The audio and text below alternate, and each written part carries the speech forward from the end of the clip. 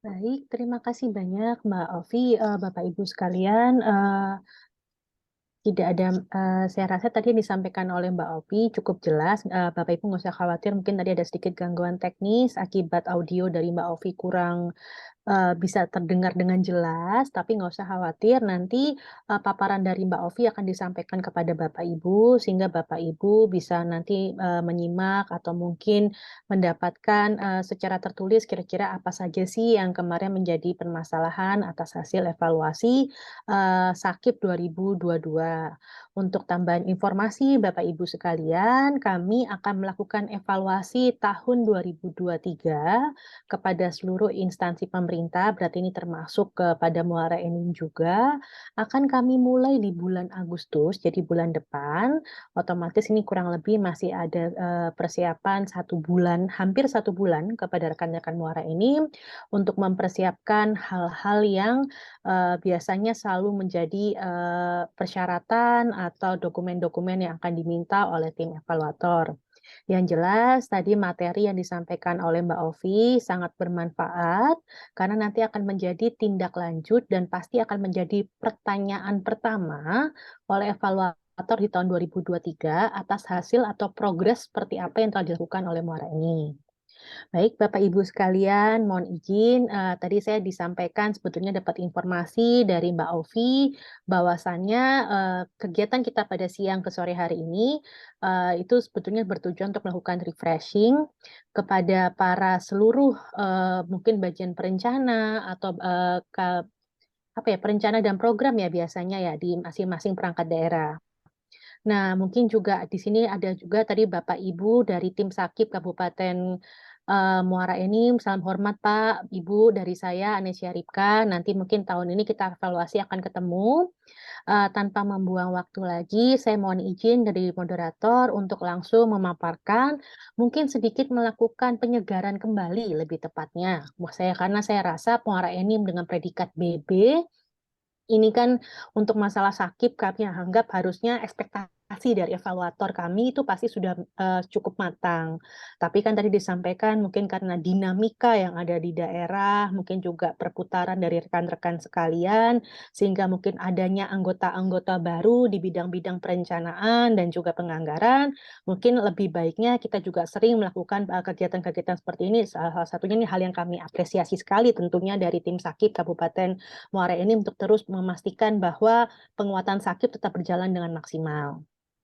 Baik, Bapak Ibu sekalian, mungkin saya bisa dibantu terlebih dahulu oleh rekan-rekan operator untuk bisa diberikan akses melakukan, share screen. Saya harap Bapak Ibu yang di sana nggak ngantuk ya, karena kan kita mohon izin ini ketemunya secara virtual, apalagi ini jam-jamnya jam apa ya, jam rawan ya, Pak, ya. Pak Inspektur, Bapak Ibu sekalian, Bapak Ibu yang dari tim Sakip. Baik, saya mulai saja. Di sini akan saya bagikan terkait dengan pengantar sakitnya. Nanti juga saya akan secara singkat juga menyampaikan masalah penjenjangan kinerja, karena kalau tidak salah besok kita terkait dengan masalah RB ya, Bapak Ibu sekalian. Ini sekali lagi hanya melakukan penyegaran kepada Bapak Ibu, penguatan sekali lagi terkait dengan masalah sakit. Bapak Ibu sekalian, kenapa sih kita perlu melakukan akuntabilitas? Karena begini loh Bapak Ibu sekalian, kita ini sebagai ASN, PNS, kita ini dimandatkan atau diberikan amanah. Amanah itu berupa kewenangan dan juga penganggaran. Penganggaran ini dan juga kewenangan atau amanah kita biasanya itu dipayungi oleh namanya program dan kegiatan. Sehingga pelaksanaannya harus dapat dipertanggungjawabkan hasilnya. Proses pertanggungjawaban hasil inilah yang disebut dengan akuntabilitas. Nah, Bapak Ibu sekalian, kita berusaha sebetulnya saat ini mendorong sekali perubahan paradigma. Kalau dulu Bapak Ibu pasti hanya dituntut nih habisnya berapa sih, sudah terserah berapa persen sampai semester ini, sampai triwulan ini. Saya yakin nih pasti selalu nih teman-teman di Prolab pasti akan ditanya-tanya pas model-modelnya pas kita mulai melakukan evaluasi atau mones sudah berapa persen anggaran yang terserap atau dihabiskan. Nah, saat ini kita sudah tidak bisa lagi memotret, keberhasilan daripada Bapak Ibu sekalian, prestasinya hanya dilihat dari anggaran yang habis.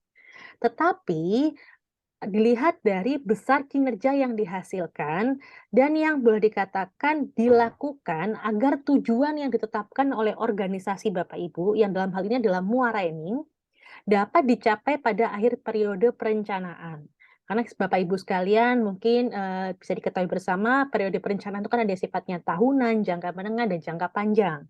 Tentunya ini perencanaan siapa? Perencanaan kita semua. Perencanaan yang dilakukan oleh rekan-rekan, di Muara Enim, dari RPJMD kita, Renstra perangkat daerah, PK-PK yang ada.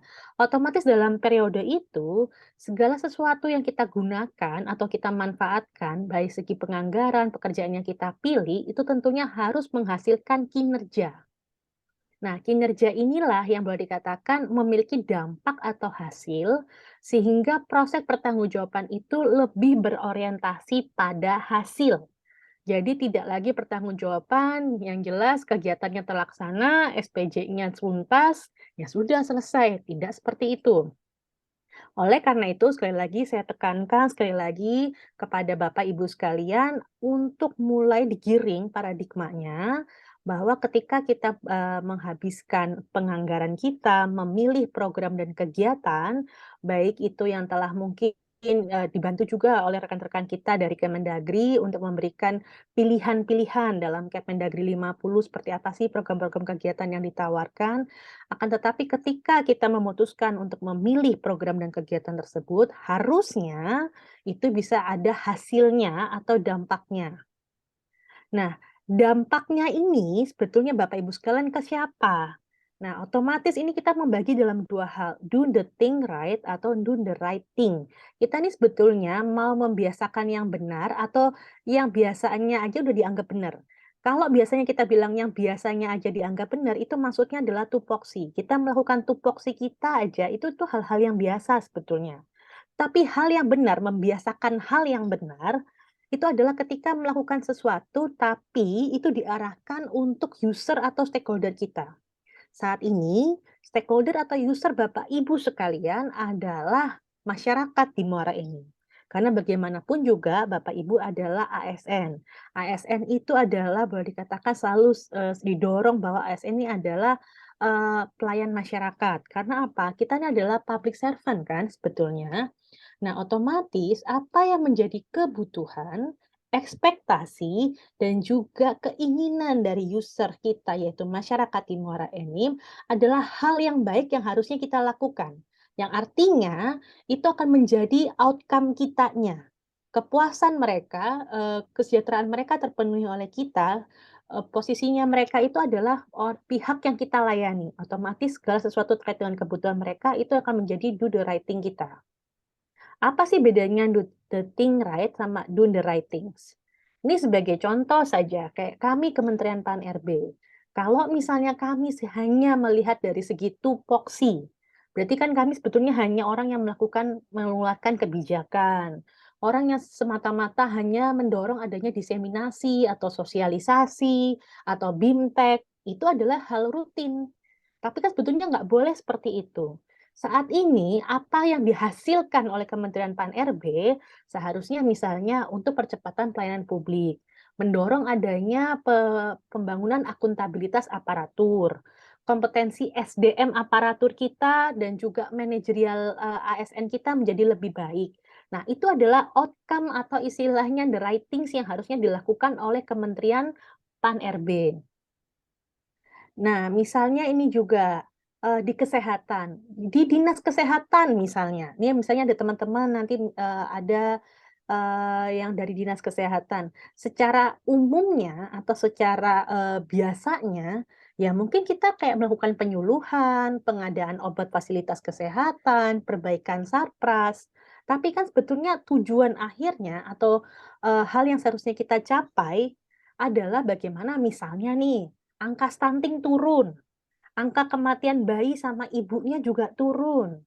Kalau misalnya di Muara Enim sering terjadi KLB, itu boleh dikatakan gimana setiap tahun itu mampu tertangani sesuai dengan, apa namanya, standarnya. Nah, itu yang boleh dikatakan do the right thing. Jadi kami sangat mendorong kepada Bapak Ibu sekali lagi untuk tidak hanya terbelenggu dengan pekerjaan rutin, tetapi sudah mulai memikirkan kira-kira apa sih hasil dari pekerjaan kita. Itu yang disebut dengan akuntabilitas kinerja yang berorientasi pada hasil. Nah, ini Bapak Ibu sekalian, otomatis akuntabilitas kinerja itu menjadi, bagian yang tidak terpisahkan dengan akuntabilitas keuangan berdasarkan dengan dasar hukumnya. Otomatis kalau di keuangan itu kita tuh bagaimana sih melihat pertanggungjawaban keuangan negara, itu pasti ada kayak semacam standarnya atau boleh katakan prosedurnya. Nah, kalau di kinerja kita memastikan bahwa kepatuhan terhadap pertanggungjawaban keuangan itu dibarengi dengan prinsip efektif, efisien, dan ekonomis. Jadi tidak hanya semata bahwa yang namanya akuntabilitas keuangan saja yang kita kejar. Maksudnya adalah SPJ-nya fix, bener, nggak jadi temuan, udah selesai, tapi kita tidak melihat bagaimana dari sisi kinerjanya. Apakah itu menjadi lebih efektif? Apakah itu efisien? Ataukah ternyata bisa memberikan kayak semacam nilai ekonomis tambahan bagi Pemda kita? Nah, ini sedikit ilustrasi yang secara sederhana pasti kami akan berikan atau sampaikan kepada Bapak Ibu. Misalnya Bapak Ibu sekalian ini adalah, orang-orang yang mungkin baru berkecimpung di daerah, di wilayah, terkait dengan masalah perencanaan dan penganggaran. Apa sih biasanya yang selalu menjadi pertanyaan, kalau gitu, bedanya opini BPK sama nilai sakit itu apa? Atau misalnya apa sih membedakan antara akuntabilitas keuangan dengan akuntabilitas kinerja? Karena sebetulnya keduanya tuh harus dicapai. Misalnya begini Bapak Ibu sekalian, coba bayangkan kalau diri Bapak Ibu sekalian adalah seorang mahasiswa. Mahasiswa tuh biasanya tujuannya apa sih? Mahasiswa tuh pasti punya tujuan itu gimana sih caranya dia lulus setiap semesternya. Nah, andai kata misalnya di semester ini Bapak Ibu punya 4 mata kuliah. Berarti lulus di 4 mata kuliah itu adalah tujuan dari Bapak Ibu yang saat ini misalnya adalah seorang mahasiswa. Nah, otomatis ini gimana cara saya bisa lulus? Misalnya saya hanya punya sumber daya 1 juta rupiah atau saya diberikan beasiswa oleh lembaga donor sebesar 1 juta rupiah. Ini kita lihat nih, apalagi misalnya nih kalau misalnya kita anggapkan ke Pemda atau instansi pemerintah, penganggaran yang kita miliki biasanya pasti nggak besar. Saya yakin sekali Bapak Ibu pasti akan mengeluh, anggarannya kurang." Tiap tahun pasti akan ada hal-hal seperti itu. Nah, otomatis ini bagaimana nih opsi-opsi yang bisa kita lihat untuk bisa mencapai yang disebut dengan akuntabilitas keuangan dan juga akuntabilitas kinerja. Misalnya sebagai contoh nih, kita ambil ilustrasi yang pertama. Opsi yang pertama misalnya dengan uang 1 juta yang ada di sini. Nah, uang 1 juta yang ada di sini, Bapak Ibu sebagai mahasiswa membeli tas sekolah. Misalnya Bapak Ibu beli tas sekolah nih, yang boleh dikatakan import lah, harganya 1 juta. Nanti kalau misalnya Bapak Ibu dicek oleh lembaga pemberi beasiswa Bapak Ibu, barangnya ada, kwitansinya ada, otomatis tetap Bapak Ibu tuh disebut dengan WTP. Tetapi apakah nanti secara kinerjanya Bapak Ibu dapat lulus di 4 mata kuliah? Enggak, tapi uangnya habis. Barangnya untuk dibelikan uang itu ada secara, administratif keuangan Bapak Ibu lulus secara akuntabilitas keuangannya, tapi kinerjanya belum. Nah, bagaimana dengan opsi yang kedua? Misalnya kita membeli 2 buku asli yang hard copy, yang bukunya jilidnya tebelnya minta ampun, misalnya, hardcover yang misalnya kayak gitu. Harganya 1 juta 2 buku. Secara administrasi keuangan atau akuntabilitas keuangan, bukunya ada, iya cek 2. Kwitansinya ada, iya ada. Nah, tapi bagaimana dengan kinerjanya Bapak Ibu? Nah, Bapak Ibu di sini karena cuma bisa membeli 2 buku, otomatis Bapak Ibu cuma bisa misalnya lulus di 2 mata kuliah.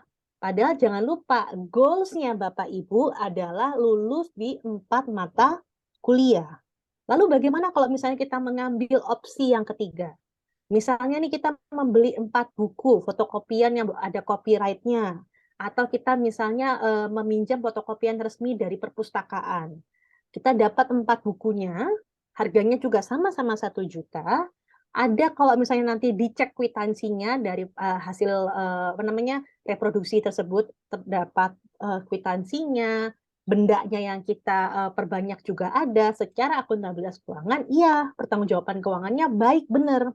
Dan karena kita bisa membaca dan mempelajari 4 buku dari 4 mata kuliah itu, maka kinerja kita sebagai mahasiswa agar di semester itu lulus di 4 mata kuliah berpotensi besar dapat tercapai.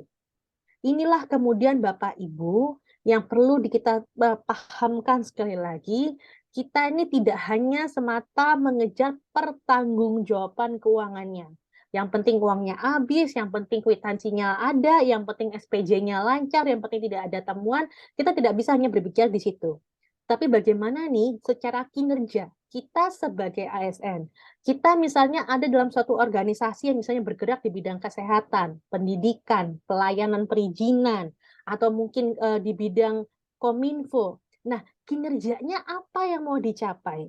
Nah, di sini kalau Bapak Ibu lihat dari ilustrasinya, banyak sebetulnya opsi yang ditawarkan dengan anggaran yang sama yang dimiliki, tetapi kalau misalnya Bapak Ibu mampu mengenali mana strategi terbaik untuk menghabiskan sumber daya yang dimiliki dalam rangka mencapai kinerja Bapak Ibu sekalian, itulah yang disebut dengan akuntabilitas keuangan. Karena Bapak Ibu tidak hanya efektif, tapi juga bisa efisien. Dengan cara yaitu tadi, boleh dikatakan modalnya sama, tapi maksimalnya besarnya yang dicapai jauh lebih baik. Oke, mungkin next. Nah, inilah yang kemudian Bapak Ibu sekalian, kita mendorong adanya penggunaan anggaran yang saat ini dimiliki oleh Bapak Ibu agar dapat berbasis kinerja. Bagaimana caranya agar anggaran yang kita miliki itu dapat berbasis kinerja, yang boleh dikatakan nanti pada ujungnya bisa memberikan perbaikan dari segi akuntabilitas kinerja, yang pasti sebetulnya dampaknya memberikan juga kepuasan atau memenuhi ekspektasi kebutuhan dari masyarakat kita. Pertama, Bapak Ibu ini saat ini harus merumuskan tujuan atau sasaran prioritas yang jelas. Ini kalau kita pasti harus bisa merumuskan tujuan dan sasaran prioritas yang jelas. Kemudian kita menetapkan ukuran kinerjanya atau dan beserta dengan target untuk mengukur keberhasilan di sini. Selanjutnya, setelah kita bisa menetapkan ukuran dan targetnya, di sini maksudnya adalah indikator kinerja dan target yang boleh dikatakan SMART. Di sini kita lakukan perumusan atau memilih mana saja sih program-program atau kegiatan yang mendukung tujuan atau sasaran tadi yang telah kita tetapkan di awal sini. Perumusan program atau kegiatan ini tentunya Bapak Ibu sekalian sebetulnya sudah sangat dipermudah dengan adanya Kemendagri 50, di mana situ sudah banyak pilihan program dan kegiatan yang sebetulnya Bapak Ibu dapat pilih mana sih yang sebetulnya lebih mendorong atau mendukung tujuan atau sasaran yang ditetapkan di awal. Nah, dari situlah baru kita bisa menetapkan kira-kira nih alokasi anggaran mana yang sesuai dan boleh dikatakan ideal dengan program kegiatan yang telah dirumuskan. Di sini diharapkan adanya kalau kita nanti tidak hanya melulu menetapkan anggarannya dulu, tetapi kita seharusnya merumuskan dulu tujuan dan sasarannya. Nah, apa sih kemudian dari tadi mungkin saya maupun Mbak Ovi menyatakan kinerja dan kerja. Secara singkatnya, kinerja itu pasti adalah kondisi positif yang ingin diwujudkan dan juga kondisi negatif yang ingin dihilangkan. Ini adalah yang disebut dengan kinerja. Sedangkan kerja ini biasanya terkait dengan strategi atau cara-cara yang dilakukan oleh Bapak Ibu untuk mencapai kinerja ini tadi. Ini secara singkatnya sekali lagi kami hanya merefresh mungkin memori Bapak Ibu terkait perencanaan. Nah, kalau misalnya nih dituangkan dalam dokumen perencanaan yang misalnya Bapak Ibu telah miliki, ini adalah bentuk kinerja. Jadi adanya sasaran, indikator, dan target. Kerjanya itu mungkin kebijakan, program, kegiatan, dan anggarannya.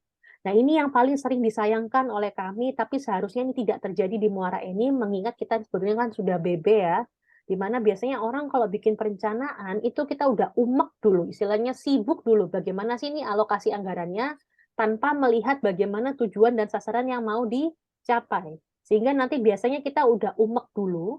Umek itu bahasa Jawanya itu apa ya? Terlalu fokus misalnya untuk bagaimana nih nempel-nempelin program kegiatan dan anggaran sehingga nanti kita baru sibuk mencantol-cantolkan, mencocok logikan mana sih tujuan sasarannya.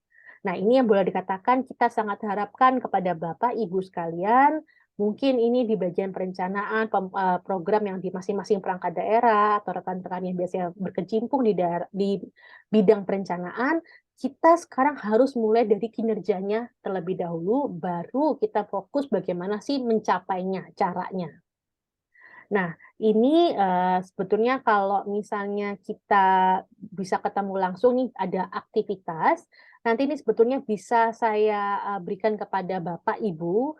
Kalau Bapak Ibu ada materinya di layar Bapak Ibu sekalian, di sini Bapak Ibu ini ada aktivitas. Ini sebetulnya kayak semacam brainstorming kepada Bapak Ibu sekalian.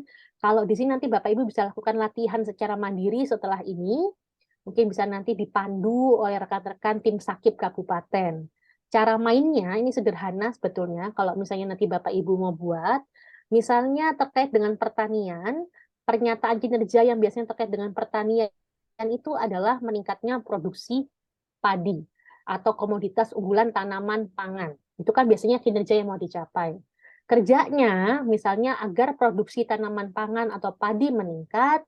Nah, ini salah satunya adalah melakukan distribusi bibit unggul padinya. Ini adalah pernyataan kerjanya. Di sini nanti Bapak Ibu sekalian silakan dari masing-masing yang ada di perangkat dinas ataupun contoh-contoh yang ada di atas, buatkan pernyataan kinerjanya untuk di bidang pendidikan, kira-kira untuk mencapai tersebut, kira-kira pernyataan kerjanya apa. Jadi nanti kalau misalnya Bapak Ibu ada waktu, kita nanti Bapak Ibu bisa tambahkan sendiri nanti di kolom ini kepada Bapak Ibu sekalian, jadi nggak usah khawatir, atau nanti mungkin mau dibantu, dipandu oleh tim Sakib Kabupaten, sebagai nanti bentuk lanjutan kegiatan setelah ini, monggo. Nah, yang jelas Bapak Ibu sekalian, kalau kita lihat nih, pernyataan kinerja yang ada di layar Bapak Ibu sekalian saat ini. Ini yang selalu kami dorong kepada Bapak Ibu terkait masalah perumusan tujuan dan sasaran. Perumusan tujuan dan sasaran itu pasti dinyatakan dalam bentuk kinerja.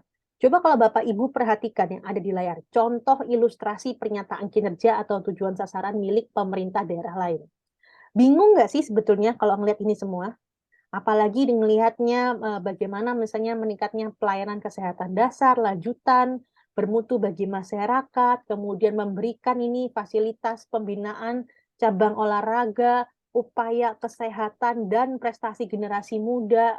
Nah, coba kalau Bapak Ibu perhatikan ini juga nih, menciptakan dunia usaha dan investasi melalui pengembangan potensi wisata dalam rangka menuju peningkatan ekonomi rakyat. Ini adalah contoh pernyataan kinerja yang kalau boleh kami rekomendasikan tolong dihindari. Kenapa? Sekali lagi, kami selalu menginginkan adanya perumusan tujuan sasaran atau pernyataan kinerja atau kondisi yang jelas, singkat, mudah dipahami, dan mudah diingat. Jadi hindarilah kalimat berbunga-bunga. Kalimat yang boleh dikatakan bertingkat, yang kayak seperti kalimat yang di sini tadi, di mana Bapak Ibu untuk ini melalui ini dengan apa segala macam. Itu nanti sebetulnya akan menyulitkan diri daripada Bapak Ibu sekalian, karena Bapak Ibu aja bingung, mana sih yang mau disasar sebetulnya. Nah, otomatis biasanya kami dari Kementerian PAR-RB akan sangat mendorong Bapak Ibu untuk merumuskan tujuan sasaran pernyataan kinerja atau kondisi ini dalam bentuk yang lebih jelas, singkat, dan mudah dipahami. Jangan lupa, ini yang membaca dokumen perencanaan Bapak Ibu itu tidak hanya melulu Bapak Ibu, tapi masyarakat boleh akses. Bayangin nggak kalau masyarakat di Kabupaten Muara Enim misalnya dia ingin tahu seperti apa sih perencanaan atau programnya Pemda, ngebaca sekian banyak kayak gitu, pasti juga sudah akan membuat mereka pusing dan nggak paham. Dan bisa jadi nih Bapak Ibu sekalian yang menulis itu pun ketika kami tanyakan ini maksudnya apa, mana yang boleh dikatakan difokuskan juga nggak paham. Nah, itu salah satu yang biasanya menjadi koreksi ketika nanti kita melakukan evaluasi. Nah, sekali lagi mohon diingat, pastikan kembali pernyataan kinerjanya kita yang ada dalam Renstra, RPJMD, PK, IKU kita jelas, singkat, mudah dipahami, dan juga mudah diingat. Ini ya, Bapak Ibu contohnya misalnya menurunnya kesenjangan ekonomi antar wilayah, jelas. Meningkatnya kapasitas tata kelola pemerintahan, meningkatnya derajat ekonomi masyarakat, meningkatnya kualitas kesehatan masyarakat, atau misalnya meningkatnya derajat pendidikan. Nah, itu kan hal-hal yang boleh dikatakan singkat, mudah dipahami, dan juga jelas. Nah, selanjutnya, Bapak Ibu sekalian, setelah tadi kita mampu nih merumuskan tujuan maupun sasaran yang jelas dan singkat, yang boleh dikatakan kita tahu nih endingnya apa. Nah, kemudian tujuan dan sasaran itu perlu dilengkapi dengan indikator kinerja yang tadi juga berdasarkan paparan dari Mbak Ovi, masih ada ditemukan indikator kinerja dari perangkat daerah yang di Muara Enim belum memenuhi dua syarat ini, yaitu berorientasi hasil ataupun SMART. SMART di sini Bapak Ibu mungkin sudah memahami, yaitu pasti harus spesifik, bisa diukur, dapat dicapai, relevan, dan memiliki batasan waktu yang jelas. Nah, ini sebagai contoh Bapak Ibu sekalian. Indikator yang baik biasanya memenuhi unsur selain berorientasi pada hasil sesuai dengan levelnya, tapi juga harus spesifik. Indikator kinerja harus memberikan informasi yang spesifik tentang hasil atau capaian kinerja dan tidak boleh berdui makna. Misalnya, seperti ini. Meningkatnya, ini harusnya prestasi ya, meningkatnya prestasi olahraga. Di sini persentase atlet berprestasi. Ini boleh dikatakan belum cukup spesifik. Karena apa? Misalnya kalau kita ketemu atlet berprestasi itu spesifiknya apa gitu loh istilahnya. Apakah ada batasannya? Harusnya ada definisi operasional yang jelas yang boleh dikatakan spesifik menggambarkan prestasi itu tadi. Atau misalnya terkendalinya KLB TBC, persentase penanganan TBC. Nah, ini juga masih terlalu luas. Misalnya belum ada spesifik penanganan TBC itu yang kayak gimana.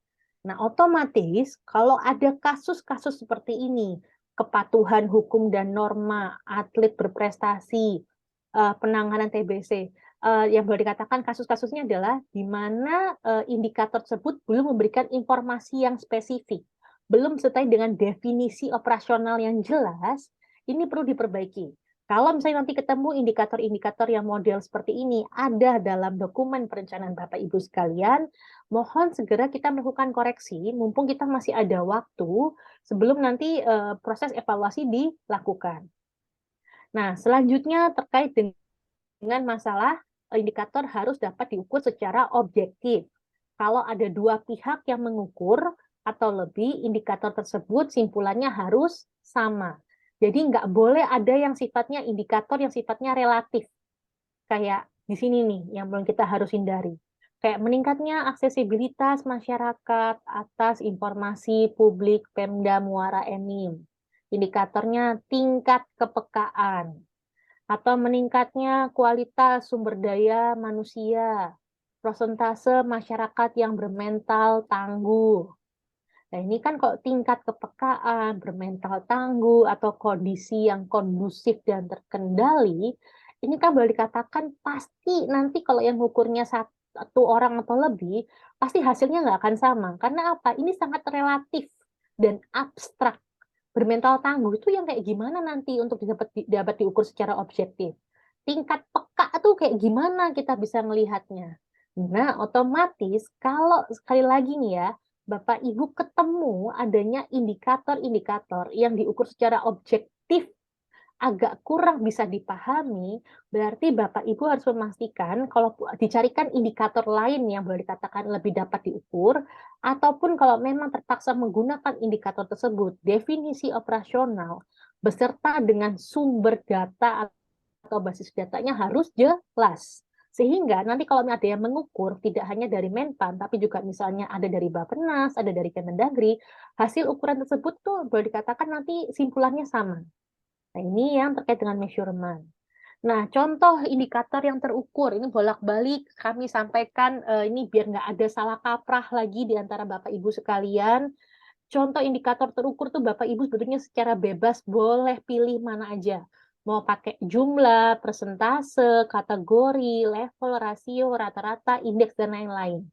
Yang penting penggunaannya logis. Yang penting ini nanti sesuai dengan tujuan ataupun sasaran yang ingin diciptakan. Selalu kami bilang, perhatikan sekali lagi kira-kira ini tujuan atau sasarannya apa. Kalau misalnya nanti Bapak Ibu mau mengukur masalah, menurunkan hal yang negatif, berarti itu kan biasanya diminta deltanya. Atau misalnya ada kasus-kasus yang lain yang pasti selalu saya ceritakan berkali-kali kepada, rekan-rekan di Pemda. Tolong hati-hati ya kalau memilih, indikator yang sifatnya jumlah. Karena jumlah itu sifatnya sangat definitif, sangat dihindari apabila kalau memang kondisi yang ingin diwujudkan itu belum punya gambaran yang jelas. Misalnya nih, kan saya selalu mencontohkan, jangan sampai di sini misalnya kalau ada dinas Satpol PP dan pemadam kebakaran, di situ kita bilang jumlah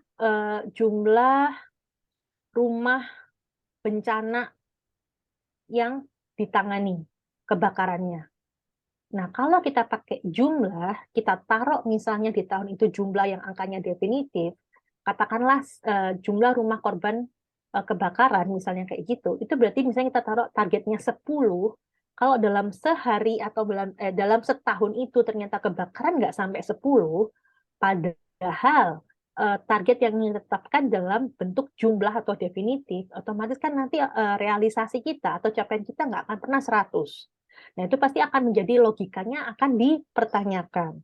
Lain halnya kalau misalnya Bapak Ibu pakai misalnya persentase penanganan rumah yang kebakaran. Nah, jadi mau berapapun targetnya, otomatis tetap harus 100%. Nah, ini kira-kiranya Bapak Ibu sekalian, ini masalah indikator yang terukur. Dan mungkin salah kaprahnya lagi adalah yang mungkin perlu kita luruskan nanti kepada Bapak Ibu yang mungkin baru di bidang perencanaan penganggaran, nggak ada kok yang istilahnya misalnya itu kalau, di level eselon 2 berarti dia pakai persentase, tapi nanti kalau misalnya di level eselon atau staf atau eselon 3 nggak boleh pakai persentase, tapi harus jumlah. Nggak ada sekali lagi yang seperti itu. Ini murni yang namanya indikator, jumlah, persentase, kategori, dan sebagainya, itu adalah angka matematis yang artinya perlu digunakan sesuai dengan kebutuhan dan juga logika tujuan dari sasarannya. Nah, selanjutnya Bapak Ibu sekalian, ini indikator yang kinerja yang harus Bapak Ibu miliki atau Bapak Ibu rumuskan, itu harus terkait langsung, sedekat mungkin dengan apa yang diukur atau kondisi yang ingin diukur. Jadi ini kalau kita bikin indikator, jangan sampai terlalu jauh dari sasaran kinerja atau tujuan kinerja kita. Ini kalau kita perhatikan di layar Bapak Ibu sekalian, misalnya meningkatnya kualitas pelayanan administrasi kependudukan. Ini kalau kita baca sekilas, di sini indikatornya persentase kepemilikan KTPL. Kesannya sama ini masalah KTP, ini masalah administrasi kependudukan. Tapi jangan lupa, yang dilihat yang data yang dimaksud dengan relevan adalah dengan apa yang akan diukur atau kondisi yang akan diukur. Kondisi yang akan diukur adalah kualitas pelayanan. Kualitas layanan tidak bisa diukur secara langsung melalui kepemilikan KTPL. Ini yang boleh dikatakan mungkin kasus-kasus seperti ini kelihatannya mirip, tapi ternyata tidak sedekat mungkin dengan apa yang akan diukur, itu akan menjadi penilaian atau boleh dikatakan pasti akan menjadi temuan daripada evaluator. Untuk itu, ini tim Sakip Kabupaten dan juga Bapak Ibu peserta pelatihan pada sore hari ini, coba kita lihat kembali dokumen perencanaan kita dengan memastikan kondisi yang ingin diukurnya itu apakah indikatornya sesuai apa tidak. Nah, meningkatnya kontribusi sektor koperasi dan segala macamnya. Di sini yang ditanya peningkatan koperasi. Nah, ini berarti adalah contoh yang misalnya nggak baik.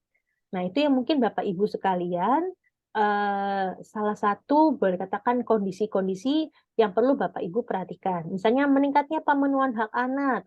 Ini kita lihat misalnya indikator yang terdekat dari evaluasi Kabupaten Layak Anak.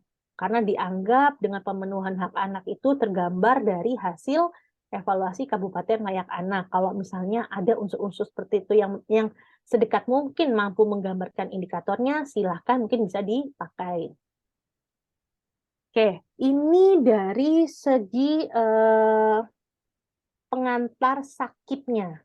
Kira-kira sebelum saya nanti mungkin beralih ke materi yang selanjutnya, yaitu tentang penjenjangan kinerja, karena nanti materi yang selanjutnya ini pasti Bapak Ibu sekalian di sini lebih agak sedikit memerlukan pemahaman dan konsentrasi yang lebih, mengingat kalau penjenjangan kinerja itu salah satu juga momok ataupun faktor penting daripada Kabupaten Muara Enim, misalnya untuk bisa naik predikat, karena kemarin juga tadi salah satu yang disampaikan oleh Mbak Aufi, banyak tadi catatan atau temuan terkait dengan masalah penjenjangan kinerja, tapi sebelum kita ke sana, kira-kira terkait masalah eh, pengantar sakit tadi, adakah pertanyaan dulu yang mungkin mau disampaikan oleh Bapak Ibu sekalian, atau misalnya mau langsung kita teruskan? Saya kembalikan dulu, tanyakan dulu ke moderator, kira-kira bagaimana perkenanannya?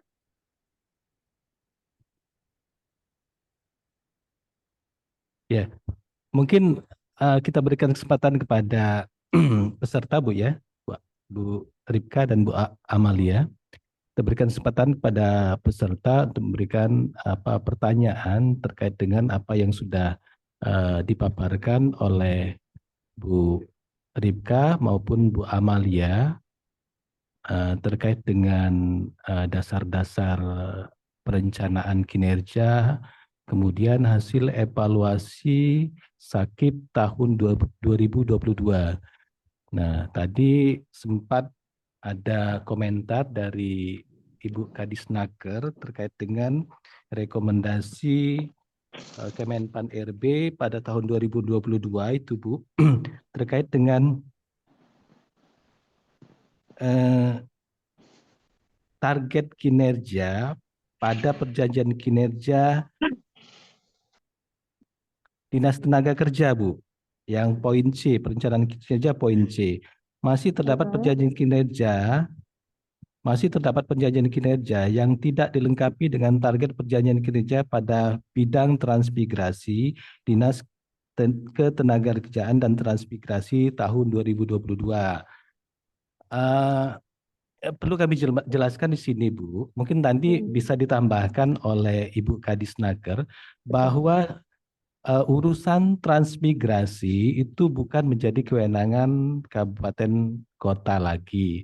Nah, apakah masih relevan kita menargetkan kinerja tersebut sementara kewenangannya sudah tidak ada di kita lagi seperti itu.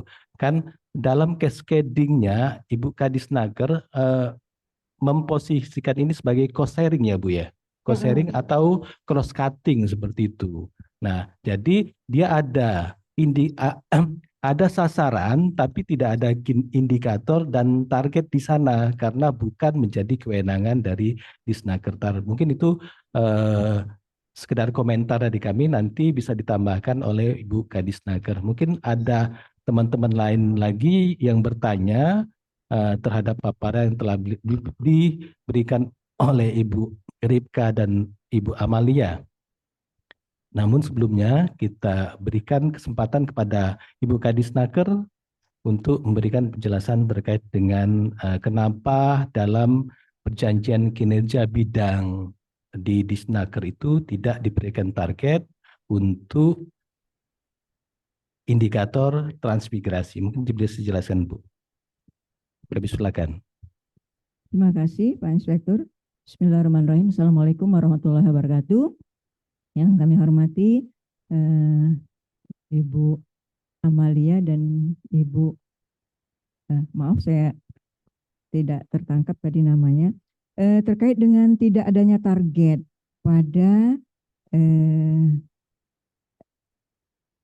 perjanjian kinerja dari Kepala Bidang Transmigrasi. Sebagaimana yang disampaikan tadi, dapat kami sampaikan bahwa urusan transmigrasi, maksud saya di Kabupaten Muara Enim pada saat ini tidak ada lagi wilayah pemukiman transmigrasi, karena wilayah pemukiman transmigrasi yang ada itu sudah menjadi desa definitif semua. Untuk itu maka kami sudah melakukan evaluasi ini dan sudah mengusulkan untuk terkait urusan transmigrasi ini untuk kita rubah di dalam struktur organisasi di Snaker, sehingga kita usulkan untuk menjadi bidang pengembangan data dan informasi ketenagakerjaan dan transmigrasi. Tetap ada mencantel di situ transmigrasi, meskipun kita di Kabupaten Muara Enim saat ini tidak ada lagi wilayah pemukiman transmigrasi karena semuanya sudah menjadi desa definitif. Usulan ini memang saat ini sudah dibahas di bagian organisasi dan mudah-mudahan dalam waktu dekat ini akan dapat terrealisasi. Itu yang dapat kami sampaikan. Terima kasih. Assalamualaikum warahmatullahi wabarakatuh.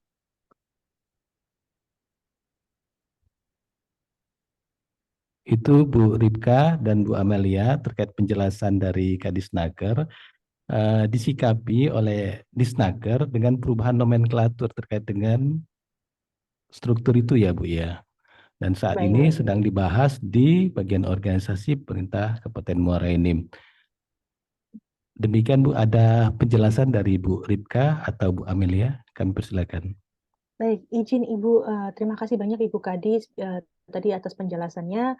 Saya sama Mbak Aufi mencoba mungkin memberikan tanggapan, tapi mungkin bisa nanti kita setelah diskusi ini, kita coba lihatkan lagi kira-kira dokumen perbaikan revisi yang tadi Ibu sampaikan seperti apa, usulan rekomendasi perbaikannya, termasuk kalau misalnya ada dalam penjenjangan kinerja maupun cascading mungkin bisa disampaikan ke kami.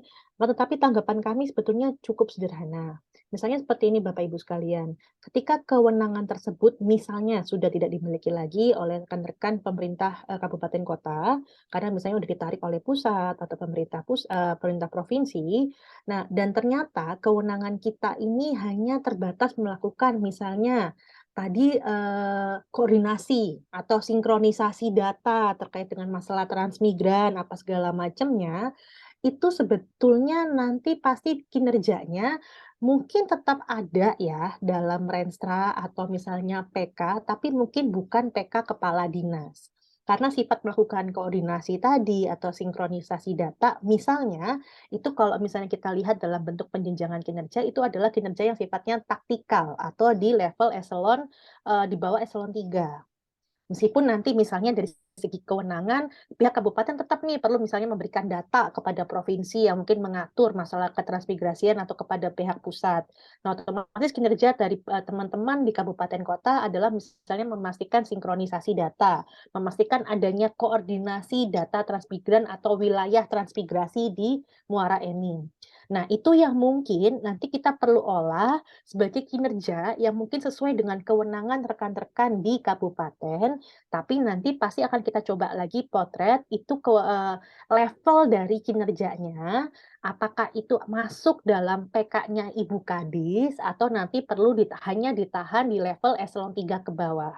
Tapi sekali lagi kasus ini perlu kita bicarakan lebih konkretnya kalau kami sudah mendalami pohon kinerja yang tadi disampaikan oleh Bu Kadis termasuk dengan usulan yang tadi disampaikan. Mungkin itu ya Bapak Ibu sekalian, biasanya kami memotretnya kalau kemarin itu mungkin karena tidak ada penjelasan terkait hilangnya indikatornya itu, tidak ada informasi, tapi kalau misalnya nanti di tahun ini Bapak Ibu bisa memberikan argumentasi yang lebih logis atau menyertakan buktinya mungkin disusunkan argumennya yang lebih baik seperti apa, pasti yang jelas yang tadi disampaikan misalnya oleh Bu Kadis akan kami terima. Nah, mungkin itu Bapak izin yang bisa saya sampaikan beserta dengan Mbak Ovi kepada Ibu Kadis dan juga rekan-rekan di Muara ini. Bu Rifka, kami silakan kepada teman-teman yang lain dari dinas instansi atau kecamatan yang ingin bertanya terkait dengan apa yang telah dipaparkan oleh Bu Rifka dan Bu Amalia tadi. Kami persilakan.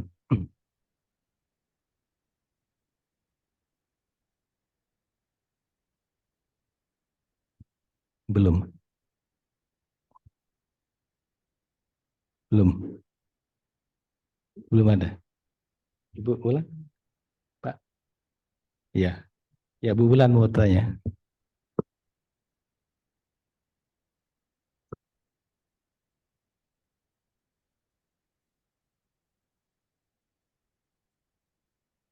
Terima kasih Pak Moderator. Mohon izin Bapak Ibu sekalian, yang kami hormati Ibu Ripka dan yang kami hormati Ibu Amalia. Saya hanya ingin menanyakan sedikit terkait dengan hasil rekomendasi yang disampaikan oleh Kemenpan RB terkait dengan Sakip Kabupaten Muara Enim tahun 2022. Bahwa salah satu rekomendasi yang disampaikan itu pemerintah daerah diminta untuk menyusun pedoman evaluasi implementasi AKIP dengan mengacu kepada Permenpan 88 tahun 2021. Yang kami ingin tanyakan sebetulnya dalam hal ini pedomannya yang seperti apa yang harus kami susun? Apakah kita mengacu mutatis mutandis dari Permenpan 88 tahun 2021 ataukah kita harus menyusun sendiri karena sebagaimana kita ketahui sebetulnya di Permenpan 88 2021 itu sebenarnya sudah komplit gitu loh Bu. Mohon penjelasan apakah perlu ditetapkan dengan peraturan bupati atau seperti apa sehingga kami mendapatkan kejelasan terkait dengan hal ini. Terima kasih Bu. Baik, izin Ibu, Bapak izin menanggapi langsung boleh ya Pak? Baik, terkait tadi yang dinyatakan oleh Ibu, jadi begini, masalah menyesuaikan dengan mungkin pedoman evaluasi Permenpan 88 tahun 2021, karena kan kita ada mungkin secara nasional sudah ada perubahan dari segi LKE atau istilahnya proses penilaian evaluasi. Di situ kan ada beberapa komponen yang boleh dikatakan ada perubahan.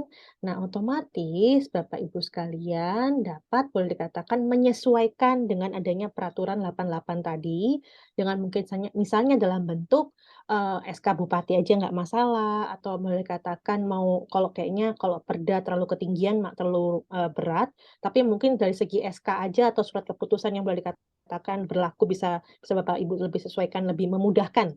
Intinya gitu ya, secara formalnya itu bisa Bapak Ibu ambil. Nah, kenapa kami meminta Bapak Ibu melakukan penyesuaian bukan plek-ketiplek dari Permenpan 88. Begini Bapak Ibu sekalian, ini semacam mungkin penyamaan persepsi. Permenpan 88 tahun 2021 adalah tools yang digunakan oleh TPN untuk memotret instansi pemerintah di luar Kemenpan. Jadi maksudnya itu kacamatanya Menpan untuk memotret instansi pemerintah yang akan dievaluasi. Nah, masalahnya kalau misalnya itu plek-ketiplek kita ambil dari Permenpan 88 langsung Bapak Ibu terapkan atau Bapak Ibu jiplak aja, itu nanti akan boleh dikatakan merepotkan dari segi internal Bapak Ibu.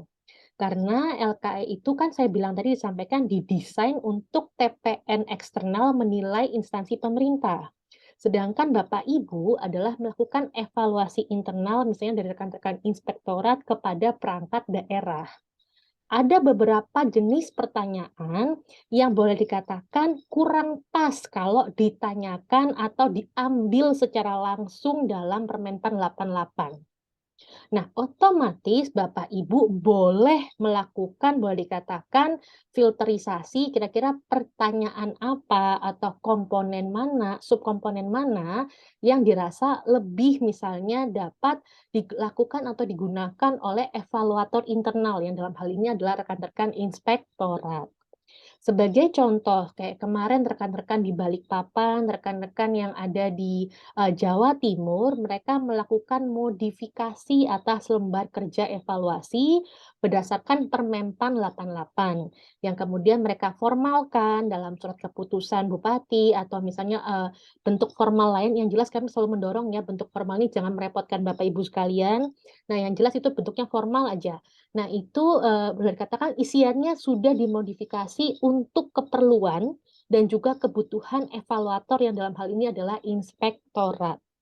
Mungkin itu ya Ibu, saya sampaikan, dengan hormat tadi terkait dengan kenapa sih kok kami meminta Bapak Ibu melakukan penyesuaian, ada perubahan komponen Bu, karena kalau yang lama itu kan kita 5 komponen, ini cuma 4, akan tetapi dari rincian 4 komponen itu nggak semuanya bisa boleh dikatakan saya nyatakan plek ketiplek Bapak Ibu ambil untuk evaluasi internal.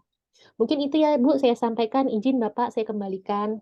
Ya, terima kasih Bu Ripka. Sepertinya ini domainnya inspektorat tadi Bu. Ya, Dibantu ya Pak ya sama Bu iya Dora. dibantu. Kenapa rekomendasi ini muncul pada saat evaluasi RB, Reformasi Birokrasi tahun 2022, itu tim RB dari Kemenpan RB menanyakan terkait dengan evaluasi yang dilakukan inspektorat pada saat itu. Nah, pada saat itu karena Permenpannya baru keluar ya Bu ya, jadi kan kami belum merevisi keputusan Bupati terkait dengan evaluasi internal di Pemerintah Kabupaten Muara Enim. Untuk tahun ini, insya Allah dengan keputusan Bupati juga kita menerbitkan pedoman terkait dengan evaluasi sistem akuntabilitas kinerja internal OPD dengan keputusan Bupati. Mungkin itu penjelasan tambahan dari kami, Bu. Kalau misalnya tidak ada lagi pertanyaan dari kawan-kawan, mungkin satu lagi ya Bu ya. Ya Boleh. sebenarnya itu kan permasalahan di pemerintah Kabupaten Muara Enim ini dari tahun ke tahun ya seperti itu Bu, terkait dengan harmonisasi antar dokumen, kemudian rumusan sasaran, rumusan indikator ya yang sesuai dengan apa kategori SMART dan segala macamnya itu menjadi permasalahan-permasalahan pokok yang ada di pemerintah Kabupaten Muara Enim. Kalau dari tingkatan Pemda sudah clear, terus tingkatan OPD ada sebagian yang belum, mungkin beberapa OPD terutama pihak kecamatan yang masih belum clear rumusan sasaran dengan indikator sasaran, kemudian harmonisasi juga seperti itu, harmonisasi antar dokumen di IKU ada, di Tabkin tidak ada, tidak muncul seperti itu yang seperti hasil evaluasi ini.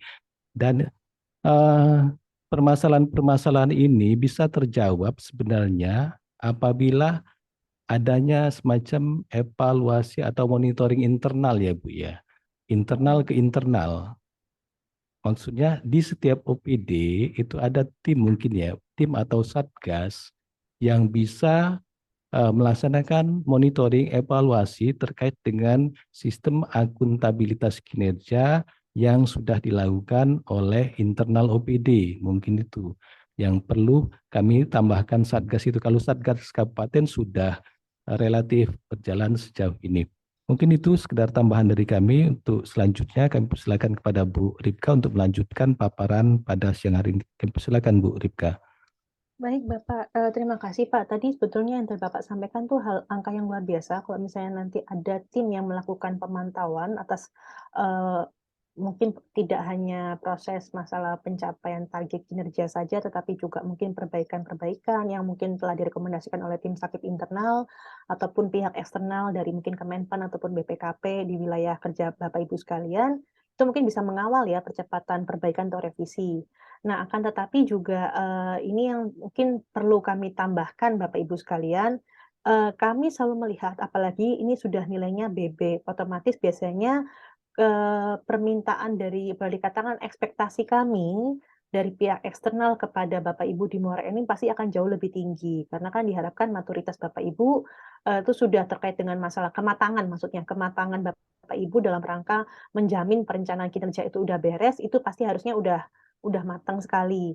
Nah, ini biasanya sering kali kita ketemu kalau misalnya ada target-target nih, kalau dulu kita cuma bingungnya ngeliatin apa sih namanya, sasaran sama indikator. Nah, sekarang kita sudah mulai membandingkan nih Bapak Ibu sekalian terkait dengan logika penentuan target. Challenging apa enggak targetnya Bapak Ibu sekalian? Bagaimana Bapak Ibu tiap per bulannya itu memantau rencana aksinya ataupun kinerjanya kita, praktik baik apa yang biasanya dilakukan oleh kepala daerah kita, bisa jadi Pak Sekda tadi, atau misalnya bupati kita atau wabub kita, untuk memonitor bagaimana sih kinerja dilakukan oleh masing-masing perangkat daerah, dalam rangka ini mendorong, memotivasi, atau bila dikatakan melihat ini kinerja dalam setahun ini kira-kira bisa nyampe nggak apa yang diinginkan oleh masyarakat di Kabupaten Muara Enim yang tertuang dalam dokumen perencanaan yang telah ditandatangani oleh Pak Bupati dan juga Wabub.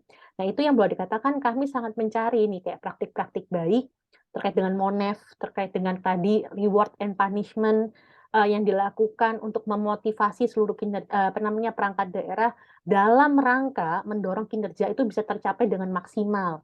Terus juga boleh dikatakan penggunaan anggaran yang efisien itu pun juga akan menjadi selalu tolak ukur kami ketika kami nanti akan membandingkan bagaimana sih capaian target kinerja dengan boleh dikatakan efisiensi penggunaan dari anggarannya Bapak Ibu sekalian. Ini salah satu mungkin ya PR terbesar kita selain daripada tadi Bapak sampaikan keselarasan dokumen perencanaan. Yang tadi di dalamnya ada tujuan, sasaran, atau juga terkait dengan masalah penjenjangan kinerja kayak cascading dan juga pohon kinerja itu kan salah satu kualitas yang akan kami nilai. Nah, itu tadi salah satu yang mungkin bisa saya berikan. Kalau misalnya nanti kita bisa persiapkan dengan lebih matang dan juga nanti ini kan prosesnya juga masih ada waktu untuk rekan-rekan Muara Enim untuk persiapan evaluasi sakitnya, tentu pasti akan kami akan kami selalu dampingi dan akan kami bantu. Mungkin itu Pak yang bisa kami sampaikan. Kira-kira ini kita masih ada waktukah berkenan untuk materi yang selanjutnya atau mau tanya jawab? Mohon dikonfirmasi. Paparan selanjutnya aja, Bu. Baik, Ya, kami persilakan. baik Pak.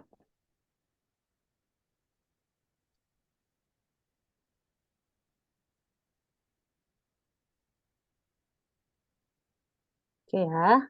Izin Bapak Ibu sekalian melanjutkan, nanti jangan khawatir seluruh paparan ini nanti akan disampaikan oleh kami kepada Bapak Ibu, nanti jadi Bapak Ibu nggak usah bingung mencari kalau misalnya tadi ada yang terlewat.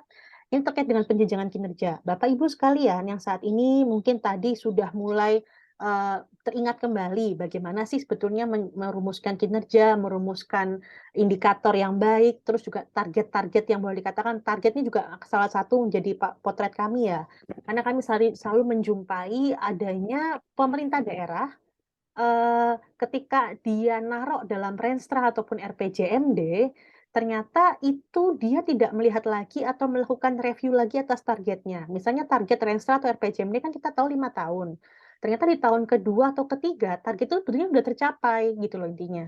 Tapi mereka enggan melakukan perbaikan atas target itu atau melakukan revisi. Nah, itu juga salah satu yang biasanya kami potret bahwa semangat atau boleh dikatakan komitmen dalam rangka memastikan hasil yang lebih maksimal itu kurang ada.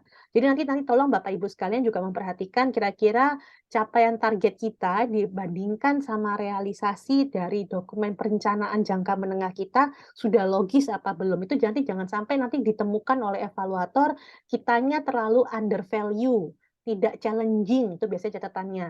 Nah, itu biasanya akan menjadi catatan karena dianggap komitmennya untuk menghasilkan kinerja yang lebih baik tidak ada. Nah, itu nanti catatan juga mungkin bisa Bapak Ibu dorong di tahun ini untuk mungkin melakukan nanti kalau ada kesempatan untuk melakukan review atau kalaupun misalnya nih rekan-rekan Muara Enim saat ini RPJMD maupun Renstranya sudah sampai di tahap tahun terakhir, otomatis minimal ada berita acara misalnya adanya perbaikan untuk dokumen misalnya draft RPD ataupun draft dokumen perencanaan di periode selanjutnya yang mana data atau basis data kinerja kita tuh sudah jauh lebih baik. Jadi harusnya biasanya kami akan meminta berita acara kayak gitu. Nah, itu tadi sebelum kita ke penjenjangan kinerja ya Bapak Ibu sekalian. Nah, ini tadi Bapak Ibu udah memahami masalah sasaran, masalah indikator. Nah, sekarang bagaimana nih dengan penjenjangan kinerja. Ini Bapak Ibu akan selalu sering mendengar yang namanya penjenjangan, yang namanya cascading, yang namanya pohon. Nah, sebelum ini saya mungkin perlu melakukan sejenis kepada Bapak Ibu pertanyaan dulu. Kira-kira ada nggak sih yang tahu bedanya penjenjangan kinerja sama atau yang cascading sama pohon kinerja? Karena ini kami selalu harus memastikan bahwa Bapak Ibu di Muara Enim itu, ini di layar sudah tampak ya, semoga ya, itu bisa membedakan mana sih yang namanya cascading, mana yang namanya pohon kinerja. Dalam Permenpan 89 tahun 2021, ini kalau Bapak Ibu semoga bisa terlihat di layar, proses tahap 1 sampai tahap 4 ini disebut dengan pohon kinerja.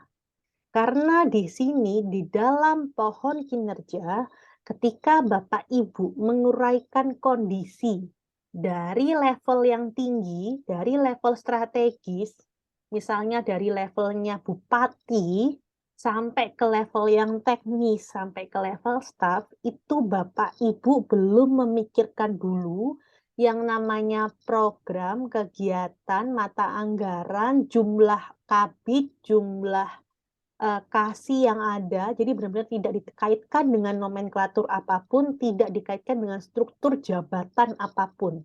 Jadi murni menggunakan model logis jika maka, jika maka, jika maka, jika maka. Nanti saya akan kembali ke depan, tapi saya akan coba dudukan sekali lagi, karena untuk bisa naik A, Bapak Ibu harus punya pohon kinerja yang nanti setelah Bapak Ibu mampu susun secara logis nih pohon kinerja, Bapak Ibu baru tuangkan ke dalam atau Bapak Ibu terjemahkan ke dalam komponen perencanaan dan jabatan yang dikasih nama cascading. Karena kalau dalam cascading berarti ini sudah kelihatan, sudah jelas ini siapa mengerjakan apa. Misalnya kita punya 2 eselon 3. Nah, kira-kira 2 eselon 3 ini dia mengerjakan yang mana dalam pohon kinerja itu. Itu berarti sudah jelas batas kewenangannya, termasuk nanti kalau ada payung program dan kegiatannya, itu nanti ada dalam cascading. Kenapa kok sekarang kami sangat memaksa Bapak Ibu buat pohon kinerjanya dulu sebelum membuat cascading-nya? Karena begini, kebanyakan dari pemerintah daerah kemarin waktu membuat penjenjangan kinerja, ternyata sudah terkontaminasi atau boleh katakan, pokoknya apa yang ada di dalam dokumen Kemendagri 50, pokoknya kita tempel aja rata. Padahal kemarin kami sudah diskusi sama teman-teman Kemendagri, dan teman-teman Kemendagri pun menyatakan, yang dalam Kemendagri 50, itu sifatnya adalah Bapak Ibu diberikan opsi, itu kira-kira program kegiatan dan subkegiatan mana yang menurut Bapak Ibu menunjang capaian sasaran kinerja Bapak Ibu sekalian. Nah, otomatis untuk bisa memilah mana yang tepat, mana yang berguna, mana nanti berdasarkan dari proses penjenjangan itu tadi, mana yang sesuai dengan konteks permasalahan yang ada di Muara Enim. Nah, otomatis kita perlu pohon logisnya dulu, logical framework-nya dulu, atau pohon kinerjanya. Jadi kita nggak bisa tuh langsung lompat ke cascading-nya. Nah, sekali lagi nih di awal, kenapa pada saat saya ngomongin masalah penjenjangan kinerja, mungkin saat ini ada beberapa perangkat daerah yang mungkin langsung melompati ke tahap cascading. Coba ini kita masih ada waktu menggambarkan secara ideal seperti apa sih logical framework yang seharusnya ada terkait dengan kontekstual isu strategis yang ada di Muara Enim. Oke ya, kita mungkin bisa kembali dulu ke sini. Semoga masih nampak. Bapak, Ibu sekalian, tujuan kita melakukan penjenjangan kinerja ini sebetulnya ada banyak hal isunya. Terkait misalnya perencanaan kinerja perangkat daerah yang tidak mengacu prioritas atau isu strategis daerah. Nah, ini maksudnya adalah jangan sampai ini, misalnya nih bupati kita menyatakan kita perlu mengerjakan A gitu, ternyata nggak ada satupun perangkat daerah kita yang mengampu atau boleh dikatakan mengerjakan mandat tersebut. Itu karena kami kemarin ketemu loh Bapak Ibu sekalian, salah satu kota yang besar di Indonesia ini, misalnya wali kotanya minta bagaimana penanganan luas banjir. Waktu kami cari di bawah, waktu kami cari di, renstra-renstranya maupun PK perangkat daerah, nggak ada yang nanganin. Nah, otomatis kan, apa yang dikerjakan atau mungkin diharapkan oleh, bupati dalam rangka menangani isu masyarakat terkait dengan penanganan banjir, sampai nanti rensranya ganti berapa jilid pun nggak akan bisa tercapai. Nah, kami harap hal tersebut tidak terjadi di rekan-rekan Muara Enim. Jadi jangan sampai nih memastikan ini pasti nih PR beratnya mungkin ada di rekan-rekan Bapeda, masalah keselarasan kinerja OPD yang nggak ngacu pada prioritas atau isu strategis daerah. Nah, ini yang boleh dikatakan perlu nih Bapak Ibu sekalian juga perhatikan terkait masalah isu strategis daerah. Ini juga kenapa penjenjangan penting, karena gini, permasalahan misalnya terkait dengan pendidikan, bisa jadi di Muara Enim, di di Banyuasin, di Kota Palembang, atau di Prabu Mulih, kesannya kita sama-sama nih punya isu pendidikan. Tetapi ternyata yang menjadi konteks permasalahan pendidikan di kita itu bukan bisa jadi nggak sama loh di tiap kabupaten kota meskipun kita dalam satu provinsi. Nah, ini yang mau dikatakan kenapa pohon kinerja penting atau penjenjangan kinerja penting, karena Bapak Ibu perlu melihat konteks dari permasalahan yang memang terjadi secara spesifik ada di, Kabupaten Muara Enim. Misalnya permasalahan masalah akses pendidikan belum merata. Itu pasti sebetulnya dari Sabang sampai Merauke, itu pasti permasalahannya gitu loh intinya. Aksesnya belum sama, aksesnya belum semuanya bisa menikmati gitu. Tetapi ini kita perlu lihat, apa sih yang membuat nih akses pendidikan itu belum bagus di Muara Enim. Ini sebagai ilustrasi oleh Bapak Ibu sekalian, ini kan berarti kan aksesnya adalah misalnya, ini salah satu yang kami ambil dari suatu kabupaten kota nih. Permasalahannya ternyata akses pendidikannya belum merata, kinerjanya misalnya meningkatkan aksesibilitas pendidikan. Lah kok kegiatannya dia ambil lomba cerdas cermat. Udah kayak gitu dalam setahun direncanakan 2 kali, 1 kali ngadain 60 juta. Dalam setahun berarti ada 120 juta dana dikeluarkan untuk lomba cerdas cermat. Coba Bapak Ibu bayangkan, nyambung nggak sih adanya lomba cerdas cermat untuk meningkatkan aksesibilitas pendidikan? Nah, ini yang kami sangat, inginkan daripada Bapak Ibu, mampu memahami konteks permasalahannya terkait dengan akses pendidikan ini, kinerjanya ini, apakah betul kegiatannya ini yang diperlukan. Karena jangan sampai kita seperti kabupaten kota yang kami contohkan di layar Bapak Ibu, mampu mengenali permasalahan, kinerjanya tapi tidak mampu dikontekskan, sehingga memilih kegiatan yang nggak sesuai. Bayangkan 120 juta itu lumayan loh sebetulnya untuk di lingkup pemerintah daerah dan itu terbuang boleh dikatakan, setiap tahunnya, tapi isu atau kritikal yang ada dalam kabupaten kota tersebut tidak tercapai. Kemudian kami coba dalami nih waktu kami menemukan fenomena tersebut. Apa sih yang menyebabkan akses pendidikan yang belum merata di kabupaten kota itu? Setelah kita telusuri, kita diskusi sama dinas pendidikannya, ternyata masalah fasilitas pendidikannya belum ada. Terus, apa namanya, kapasitasnya, fasilitas pendidikannya kurang. Maksudnya begini, ada tuh ruang kelas, tapi ternyata ruang kelasnya tuh tidak boleh dikatakan sesuai dengan daya tampungnya. Seharusnya bisa nampung anak 40, ternyata karena dia terlalu kecil, atau karena misalnya yang tadi, masalah pertama, fasilitas pendidikannya belum merata, sehingga baru hanya ada satu sekolah di beberapa kecamatan, sehingga kapasitas untuk, masalah kapasitas pendidikannya juga otomatis akan terganggu. Nah, itu termasuk masyarakatnya, ternyata di sana memang belum cukup mampu untuk bayar sekolah. Otomatis dengan adanya konteks permasalahan ini, kegiatan yang dipilih pun seharusnya harus menunjang untuk memecahkan permasalahan ini tadi. Misalnya kalau tidak tahu fasilitas pendidikannya belum merata, berarti ya kita bangun fasilitas pendidikannya. Kita tahu kapasitasnya belum bagus fasilitasnya, berarti kita bangunkan ruang kelasnya. Kalau masyarakatnya tidak mampu bayar sekolah, nah mungkin kita perlu memberikan bantuan atau insentif beasiswa kepada si siswanya. Nah, ini yang boleh dikatakan perlu Bapak Ibu kenali dengan seksama, karena apa?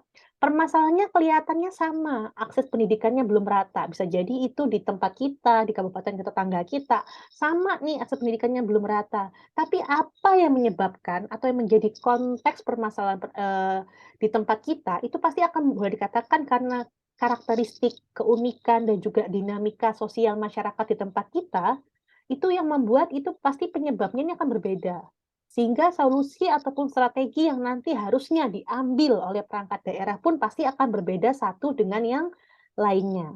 Nah, ini kami perlu memastikan sekali lagi kepada Bapak Ibu sekalian, tadi terkait dengan yang disampaikan di awal, di sini, satu, pastikan perencanaan kinerja itu mengacu pada prioritas. Berarti ya harus ada perangkat daerah yang memang boleh dikatakan memberikan kontribusi kepada kinerja yang level di atasnya. Dan yang lebih penting lagi, isu strategis daerah yang dikaitkan dengan konteks ataupun kondisi di Muara Enim sendiri.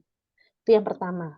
Terus kenapa kita perlu penyelarasan kinerja di instansi pemerintah? Ternyata program atau kegiatan belum dapat mengungkit capaian kinerja Pemda dan OPD. Tadi kita lihat masih ada program atau kegiatan yang kita pilih ternyata belum mengungkit capaian kinerja.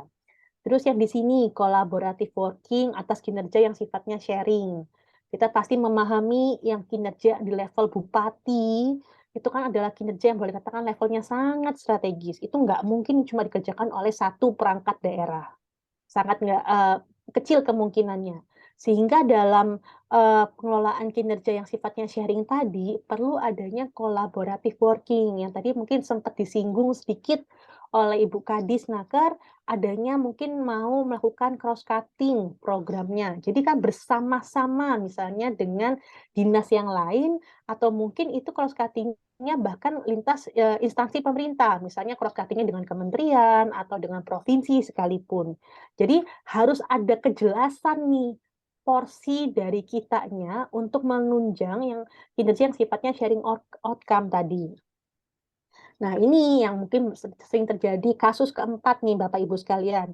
Ini mungkin hampir terjadi di seluruh instansi pemerintah yang ada di Indonesia, bahwa yang lucunya waktu kami kemarin mungkin ngecek pas evaluasi RB terutama, kami biasanya mendapatkan sampling.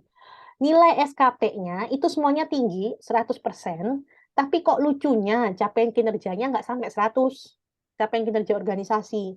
Nah, berarti itu kan menandakan nih, kira-kira individu dalam organisasi tersebut, atau dalam perangkat daerah tersebut, dia ngapain aja coba.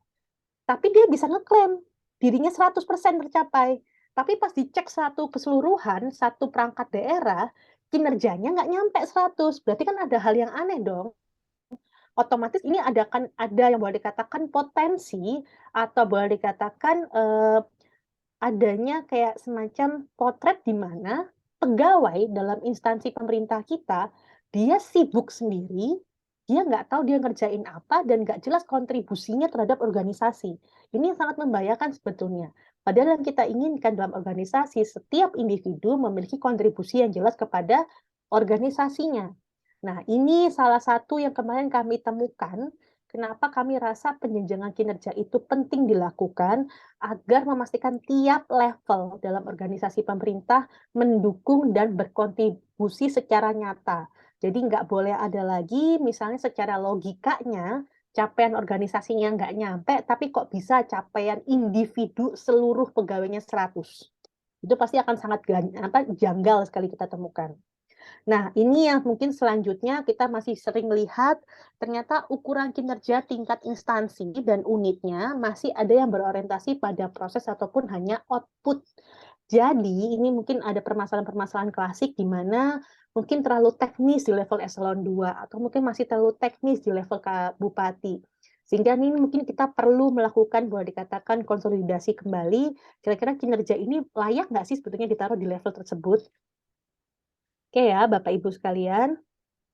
Ini tadi ilustrasinya terkait. Nah, Ini tadi kolaborasi working, yang mana kita sudah menghindari perencanaan yang sifatnya silo.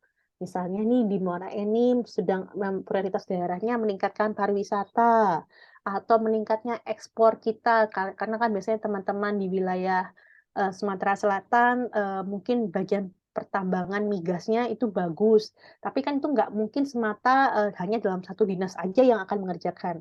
Otomatis diperlukan misalnya kontribusi dari dinas-dinas yang lain untuk bisa ikut berkontribusi menunjang pencapaian kinerja yang besar tadi sehingga bisa lebih maksimal. Ini itu gambarannya misalnya di sini masalah industri pariwisata. Kalau misalnya nanti rekan-rekan sekalian disesuaikan dengan isu strategis atau prioritas daerahnya, nanti mungkin bisa digambarkan ini adalah bentuk collaborative working yang nanti ke bawahnya jadi cross cutting program. Ini ya. Nah, Bapak Ibu sekalian, penjenjangan kinerja atau cascading itu proses penjabaran penyelesaian sasaran strategis, indikator kinerja dan target kinerja organisasi kepada unit organisasi sampai dengan individu pegawai. Nah, ini secara teorinya nanti saya lewatin aja karena sebetulnya ada banyak bentuk melakukan cascading. Nah, tapi Bapak Ibu sekalian, kami sangat mendorong Bapak Ibu menggunakan cause effect. Ini adalah disebut dengan cause effect, berarti ada kondisi jika maka. Maksudnya adalah apabila kondisi B dan C dan D dikerjakan, maka dapat mewujudkan kondisi A. Ini adalah kondisi jika maka. Kami sangat mendorong kepada Bapak Ibu untuk menggunakan cause effect ini tadi. Nah, ini disebut dengan model logis. Bapak Ibu sekalian, pohon kinerja yang tadi saya sampaikan di awal adalah alat bantu, kayak kertas kerja bagi organisasi untuk mengawal struktur logika sebab akibat atas berbagai kondisi yang diperlukan organisasi dalam menghasilkan outcome yang diinginkan. Jadi ini Bapak Ibu perlu menguraikan kinerja yang secara logis dianggap paling terkait dan dibutuhkan dalam pencapaian outcome yang diinginkan. Otomatis ketika tadi saya sampaikan, secara logis dianggap paling terkait dan dibutuhkan dalam pencapaian outcome yang diinginkan, itu pasti harus bersumber dari isu-isu yang faktual yang terjadi di Muara Enim. Jadi itu kalau misalnya Bapak Ibu misalnya tetap diperbolehkan, Bapak Ibu misalnya mau lihat nih bagaimana sih pohon kinerja yang dibuat oleh kabupaten kota lain, silakan. Mungkin hanya untuk sekedar memotret pola berpikirnya. Tetapi nggak bisa plek-ketiplek pohon kinerjanya kabupaten tetangga kita pakai di tempat kita. Karena bisa jadi nih konteks permasalahannya atau secara logis jalur kinerjanya itu nggak sama. Nah, itu yang kenapa saya sampaikan untuk membuat logic model ini diperlukan banyak diskusi. Jadi nanti perangkat daerah seharusnya tidak merasa perlu sendirian karena tadi sebetulnya disampaikan kita punya tim sakit yang nanti seharusnya bisa membantu ya. Bapak Ibu, ini di sini model logis. Kalau dulu kita sekolah, kita mengenal ada yang namanya input, proses, output, outcome. Di mana dari kita tuh dulu pasti sekolah terkait dengan cycle management kita terkenalnya ini. Dari input dulu ke proses, ke output, ke outcome. Tapi kemudian Bapak Ibu mulai menyadari ternyata untuk dari output nggak bisa langsung tiba-tiba loncat ke outcome. Harus ada yang namanya immediate ataupun intermediate, harus ada kondisi-kondisi atau hasil antara sebelum menjadi final outcome. Nah, saat ini Bapak Ibu cukup memperhatikan seperti ini. Kita membalik pola pikirnya di mana Bapak Ibu jangan mikirin inputnya dulu. Karena kalau Bapak Ibu mikirin inputnya dulu, itu berarti Bapak Ibu nanti pasti akan terkung dengan sumber daya anggaran yang ada atau sumber daya SDM yang ada. Tapi Bapak Ibu harus fokus, tadi seperti saya tadi sampaikan di awal, yang materi di awal, fokuslah dengan kinerja apa yang ingin dicapai. Ini dengan pola berpikir yang demikian akan mempermudah Bapak Ibu melakukan penjenjangan. Jadi kalau kita sudah tahu nih final outcome-nya apa, untuk memecah atau menurunkan ke level yang ke bawahnya, itu jauh akan lebih mudah daripada Bapak mikirnya dari inputannya dulu. Ini ya, jadi kita sekarang memikirkan dari final outcome-nya, kira-kira intermediate-nya apa, immediate outcome-nya apa, output-nya apa, bagaimana kita nanti melakukan processing aktivitasnya, dan kemudian nanti kira-kira dibutuhkan input-nya anggaran seperti apa. Nah, Kalau Bapak Ibu nih sekarang mungkin yang masih baru di bidang perencanaan dan juga penganggaran di bidang prolab ya, ini model logis penjenjangan kinerja. Tolong dihafalkan aja ini segitiga merah ini. Karena ini kalau kita lihat segitiga ini yang paling pucuk itu strategic objektif. Paling gampangnya adalah kalau kita lihat dari segitiga ini, strategic objektif biasanya letaknya di atas karena dia runcing ke atas, ini berarti menandakan biasanya strategic objektif itu nggak banyak. Kenapa nggak banyak? Karena dia sifatnya sangat strategis, bobotnya pasti berat sekali. Biasanya yang punya itu kepala daerah, minimal kepala dinas atau kepala badan. Itu strategic objektif. Kalau taktikal, kalau kita lihat dari segitiga ini, dia udah mulai di level tengah-tengah. Yang mana ini biasanya adalah pihak-pihak manajerial. Atau mungkin kalau di tempat Bapak Ibu langsung diterjemahkan secara langsung, itu biasanya diampu oleh rekan-rekan kabit misalnya. Nah, operasional objektif ini biasanya kalau kita lihat makin ke bawah, makin banyak nih segitiganya makin lebar. Berarti dia karena sifatnya sangat teknis. Biasanya output ataupun sub kegiatan yang dipilih atau strategi-strategi yang dipilih ini adalah operasional objektif. Jadi untuk melakukan model logis atau penjenjangan kinerja, selalu perhatikan segitiga merah ini untuk memudahkan Bapak Ibu melakukan atau boleh dikatakan melakukan penjabarannya. Ini secara penjelasannya aja nanti Bapak Ibu bisa baca, tapi kurang lebih tadi saya sampaikan strategi itu hasil, biasanya menggambarkan perubahan yang menjadi lebih baik, pokoknya makanya dia makro, lebih besar, dampaknya luas, taktikal itu efektivitas hasil dari suatu program, makanya kalau program itu biasanya yang ngaku kan eselon 3, operasional itu berarti adalah kegiatan maupun aktivitas.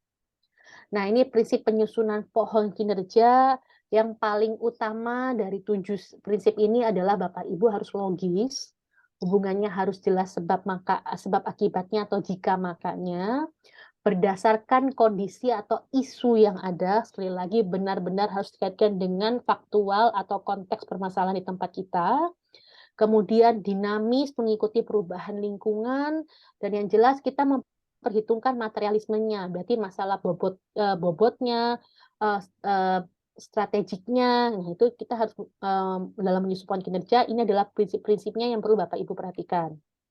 Nah, tahapan penjenjangan kinerja, ini kalau Bapak Ibu lihat di layar ada tahap 1 sampai 5. Dalam Permenpan 89D yang kita bahas hari ini ada 5 tahap. Tahap 1 sampai 4 yaitu menentukan outcome, memilih CSF, menguraikan dan memberikan indikator disebut dengan tahapan penyusunan pohon kinerja. Melakukan cascading kinerjanya atau penterjemahannya itu adalah yang Bapak Ibu sudah mulai tempelkan dengan program, kegiatan, atau mungkin sudah mulai ditampilkan dengan kinerja jabatannya. Oke ya, tahap pertama yaitu menentukan outcome dan kinerja yang akan dicapai. Ini pasti harus bergerak dari isu atau permasalahan strategis. Harus ada berdasarkan mandat, tugas, dan fungsi.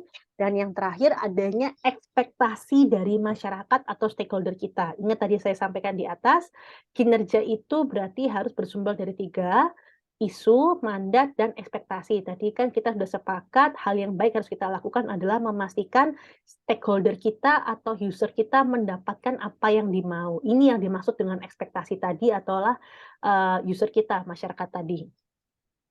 Nah, biasanya contoh-contoh penentuan outcome ini Bapak Ibu bisa lihat kok dari segi isu strategis, misalnya kalau di Jakarta isu strategisnya masalah kemacetan lalu lintas. Berarti kinerjanya itu menurunnya kemacetan. Ini uraian masalahnya otomatis harus berdasarkan data ya Bapak Ibu sekalian.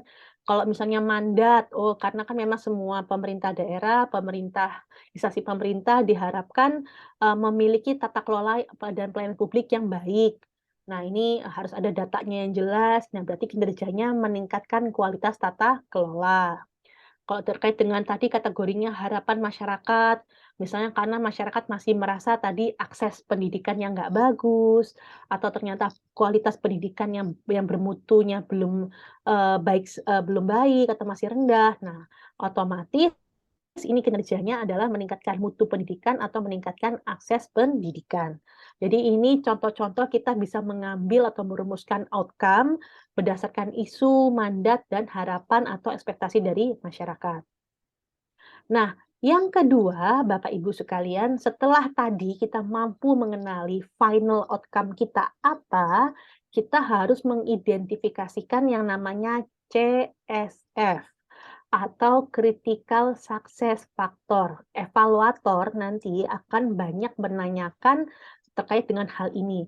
Kira-kira apa sih dari kualitas penjenjangan kinerja kita, CSF apa yang ternyata belum dimasukkan, atau faktor penyebab utama mana yang harusnya tergambar dalam pohon kinerja. Karena CSF itu adalah aspek-aspek kunci atau kritis yang menggambarkan atau berpengaruh dalam mewujudkan kinerja. Karena diharapkan CSF tercapai, maka outcome hasilnya berpotensi besar untuk tercapai. Nah, di sini adalah syarat atau prinsip bagaimana mencari CSF. Nah, mencari CSF itu metodenya banyak, Bapak Ibu sekalian. Bisa Bapak Ibu pakai faktor pembentuk, kayak jika maka yang tadi itu Bapak Ibu pakai faktor pembentuk atau menguraikan dari masalah ataupun penyebab.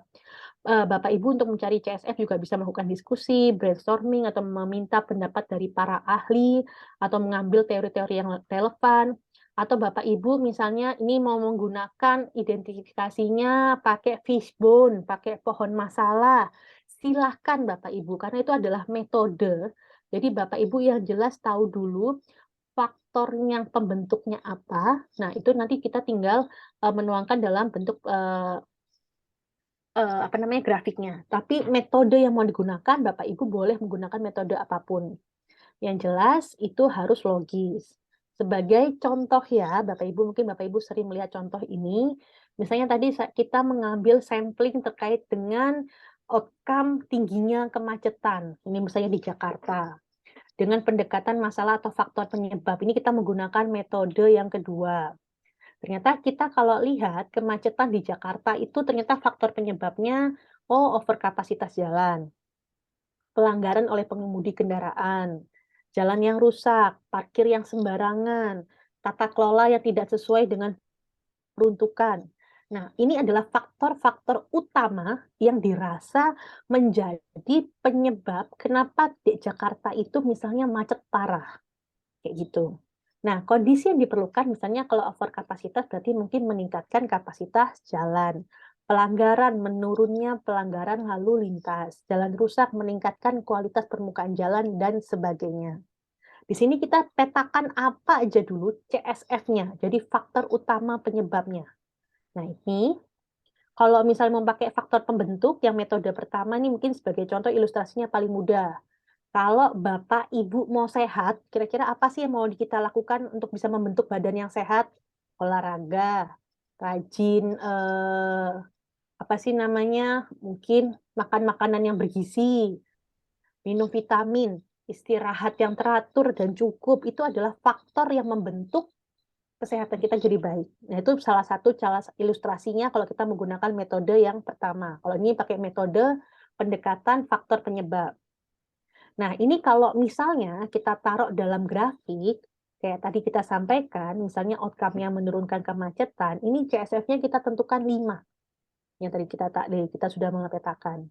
Nah, ini salah satu contoh bentuk identifikasi CSF yang lain, Bapak Ibu bisa pakai. Nah, setelah kita tadi bisa menentukan 5 CSF tadi, nah kita uraikan kembali. Modelnya sama Bapak Ibu sekalian. Sebagai contoh ya, ini berarti menguraikan, berarti kondisi apa yang diperlukan agar CSF dapat terwujud. Misalnya meningkatnya kapasitas jalan dibandingkan dengan kendaraan. Berarti kondisi yang perlu diwujudkan itu misalnya volume kendaraan di jalan harus dikurangi. Panjang atau lajur kendaraan di jalan perlu ditambah. Misalnya proyek pembangunan jalan atau galian dilakukan bukan pada jam sibuk.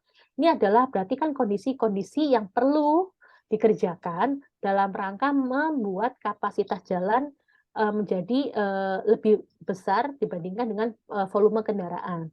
Ini juga berlaku untuk CSF yang lain, kita coba uraikan terus kondisinya Bapak Ibu sekalian. Nah, apabila dipetakan, dari CSF 5 tadi kita sudah mendapatkan uraiannya. Nah, uraian ini kalau digambarkan dalam grafik seperti ini, sekali lagi kalau Bapak Ibu perhatikan, pohon ini belum kelihatan atau belum ditempel dengan nomenklatur apapun ya.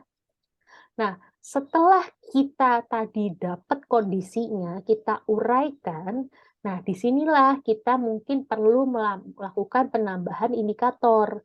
Kayak tadi saya nyatakan di awal, di materi yang pertama, setiap pernyataan kinerja harus dilengkapi dengan indikator kinerja yang smart dan berorientasi hasil. Jadi nanti setiap kondisi tadi harus dilengkapi dengan indikator. Oke. Nah, kemudian setelah kita tadi selesai, itu tadi sudah sampai tahap 1, 2, 3, dan 4.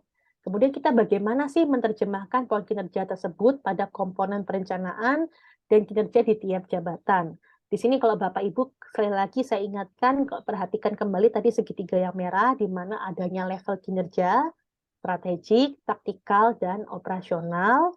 Nah, di sini nanti Bapak Ibu perlu untuk mengidentifikasikan pemilik kinerjanya. Kita lihat skema yang ada di sini. Milik pemerintah daerah ada yang sebelah kiri ini ya, yang di sini. Nah, ini adalah miliknya rekan-rekan pemerintah daerah. Di sini semuanya yang kanan miliknya kementerian lembaga.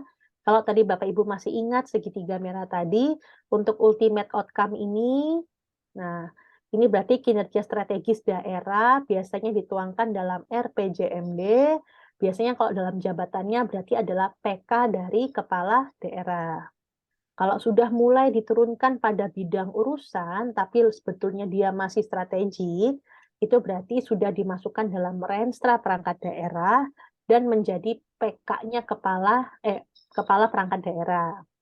Kalau sudah merupakan kinerja strategik subsektor, ini sebetulnya kategorinya sudah kinerja yang taktikal. Ini sudah merupakan intermediate outcome.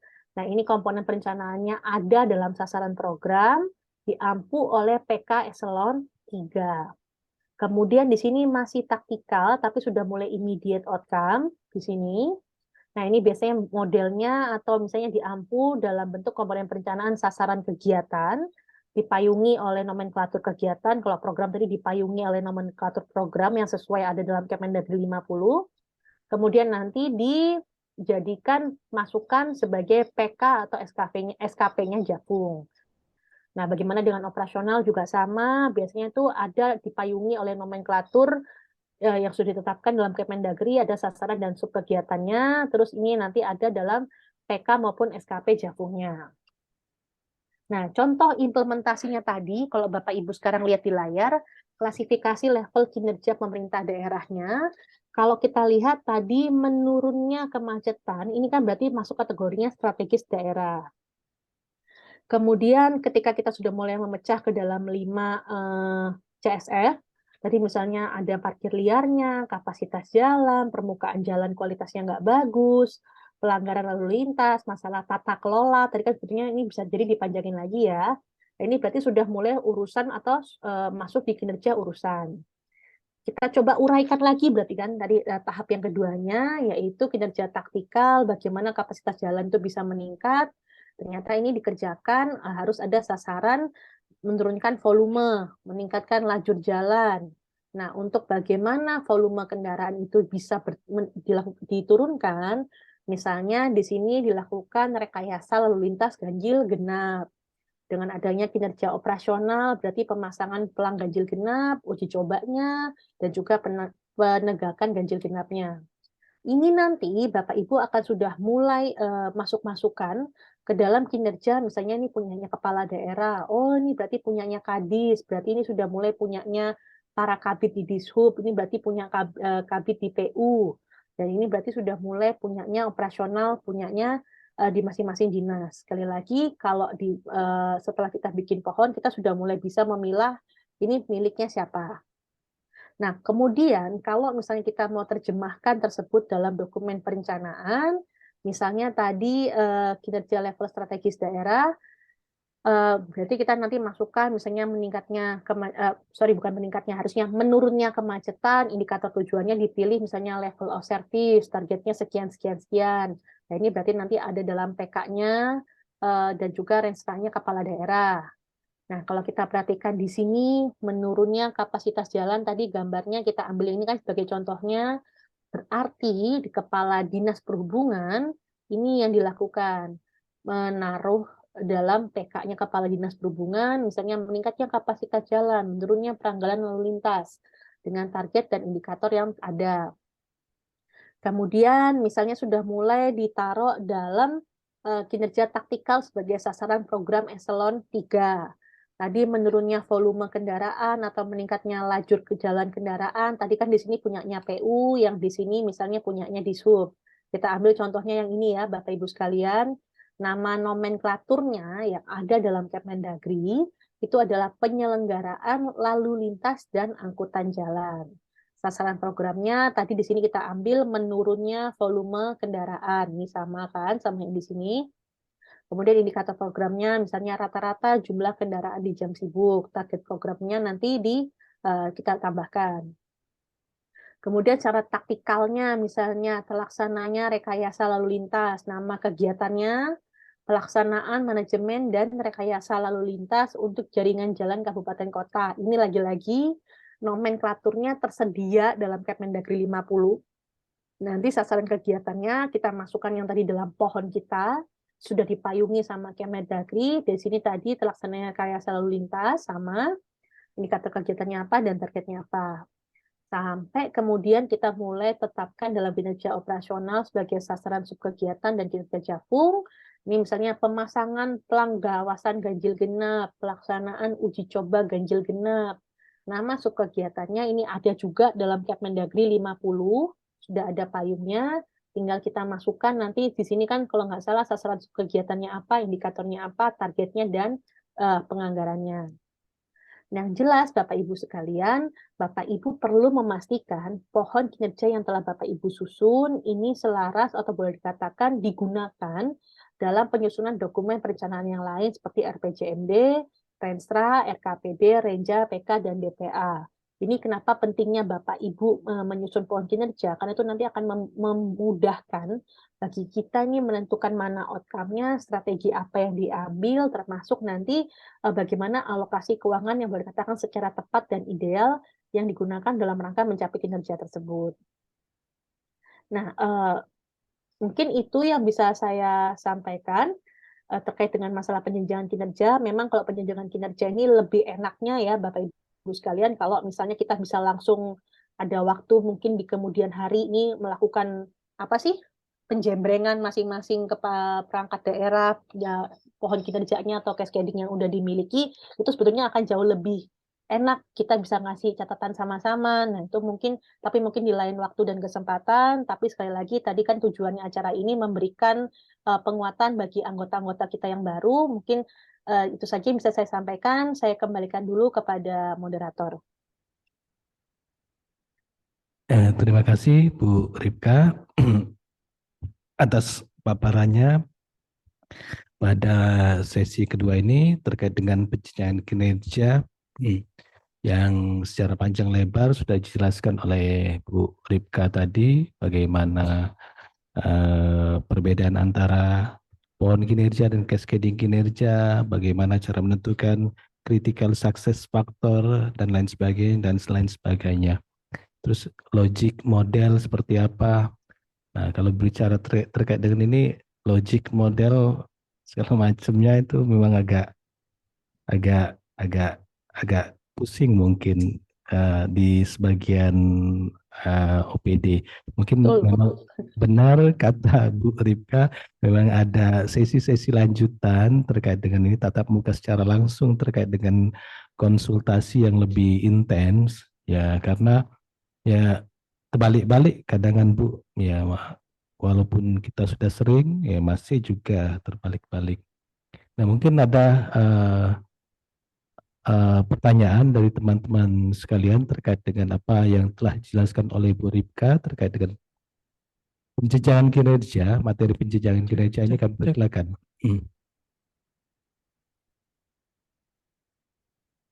Ada pertanyaan? Ya mungkin ini saking ininya mungkin. Iya. Ada pertanyaan, Pak? Bu? Iya, mungkin masih blank ini Bu ya terkait dengan susah untuk bertanya apa kan Memang begitu. Pak, betul. Iya, Heeh. Karena memang kalau penjenjangan kinerja itu iya, teorinya berat gitu. Mendingan kita iya. langsung praktek Oh, misalnya kalau gitu. sudah berbicara pohon kinerja, logik model itu biasanya muter kayak itu ya. Memang sering Lagi udah diskusi, sore ya Pak ya. iya, sering konsultasi secara intens tatap muka. Mungkin pada sesi lain mungkin kita jadwalkan untuk bisa tatap muka dengan Bu Ripka terkait dengan pembahasan materi yang disajikan oleh Bu Ripka pada sore hari ini. Gimana Ibu? Kalau misalnya ada tambahan dari Bu Amalia atau Bu Rika terkait dengan eh, kegiatan kita pada sore hari ini, kami persilakan sebelum kita mungkin kalau misalnya ada pertanyaan kita cukupkan cukupkan sampai di sini. Ada tambahan dari Bu Rika atau Bu Amalia? Kami persilakan Bu. Kalau saya cukup Pak, mungkin Cukup. Mbak Ovi Iya, gimana? Bu Amalia. Ya, izin Bapak, mungkin sebelum ditutup oleh Bapak atau moderator, mungkin kita bisa, karena tadi di awal udah ada pretest, mungkin di akhir, ya udah kalau nggak ada post-test ya Pak. Jadi mungkin izin untuk bisa mengisi post-test Iya. yang akan saya tampilkan. Iya, kalau soalnya Ini sama dengan tadi mungkin meningkat. Cuma kalau soalnya berbeda, nggak. Kami persilakan Bu Amal. Iya, Baik,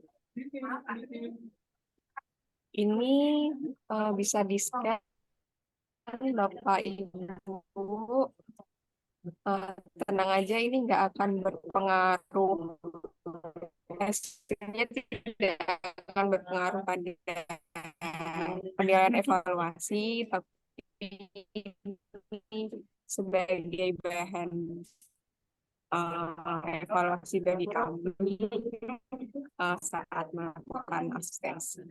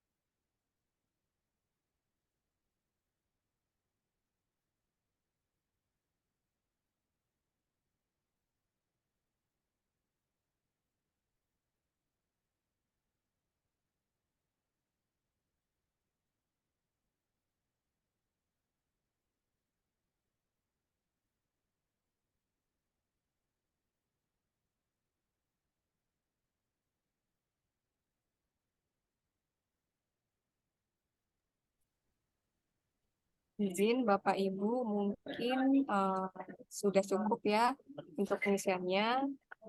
Dari kami narasumber baik saya maupun Mbak Anisya Rika ucapkan terima kasih dan mohon maaf sebesar-besarnya atas penyampaian materi yang mungkin kurang berkenan, dan mungkin secara pribadi saya juga mohon maaf karena tadi terdapat masalah teknis dan juga saya tutup. Wassalamualaikum warahmatullahi wabarakatuh. Saya kembalikan ke moderator. Assalamualaikum warahmatullahi wabarakatuh. Terima kasih sekali lagi kepada Bu Ripka dan Ibu Amelia yang telah memberikan paparan pada kesempatan siang sampai dengan sore ini. Kami atas nama Pemerintah Kabupaten Muara Enim mohon maaf kalau ada perkataan atau yang kurang berkenan di hati Ibu sekalian. Kami atas nama Pemerintah Kabupaten Muara Enim mohon maaf dan tak bosan-bosannya memberikan consulting kepada kami Pemerintah Kabupaten Muara Enim ini. Bisa tatap muka secara langsung atau melalui video conference ya Bu ya. Jangan bosan-bosan sekali lagi. Baiklah, besok pagi kepada teman-teman sekalian dilanjutkan dengan RB